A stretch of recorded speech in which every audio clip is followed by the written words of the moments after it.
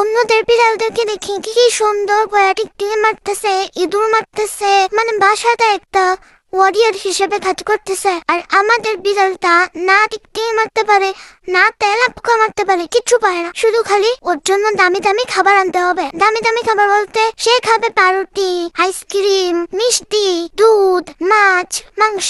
মানে হে হয়েছে পুরাই নবাবজাদা। নবাবজাদারা যেভাবে এত ভালো খাবার খাচ্ছে, একটু তো কাজ টাজ করবে নাকি? মানে বাসায় এত তেলাপোকা হয়ে গেছে, এত টিকটিকি হয়ে গেছে। অন্যদের বিড়ালদেরকে দেখেছি টিকটিকি মারতেছে, তেলাপোকা মারতেছে, ইঁদুর মারতেছে। ও শুধু একটা জিনিসই মারতে পারে, সেটা হচ্ছে আমাদেরকে। মানে যখন মর্জি হবে সে রাতে খাবে, মারবে, ওকে খাবার তো মারবে, খাবার তো মানে ও হচ্ছে ওকে খাবার না দিলেও আমাদেরকে এসে মারবে। মানে এমন বিড়াল কোথাও দেখছেন যে আমাদের মালিককেই ধরে ধরে মারে যদি খাবার না দেয়? মাঝে মাঝে আমার মনে হয় যেন কি আমরা মালিক না, ও হচ্ছে আমাদের মালিক। আমরা ওকে অ্যাডপ্ট করিনি, ও আমাদেরকে অ্যাডপ্ট করছে।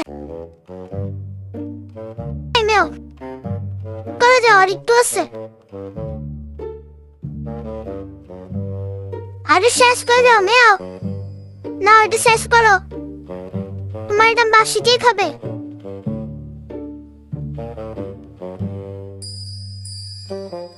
এই মেও, মেও, আমি কিন্তু পরে আনলে দিব না।